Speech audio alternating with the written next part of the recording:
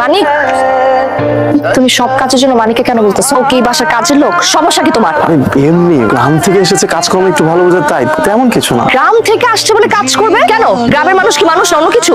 তুমি এরকম সবার সামনে এত রিয়াক্ট করছো কেন? আমি রিয়াক্ট কেন করবো না? ও আমার কি তোমার? আমার কাজিন। তাই বলো? আমি তো ভাবলাম जीना गवारा तुम्हें यूं ही মনে রং লাগছে না? খুব খুশিতে আসোস, মন খুলে নাচতেছোস।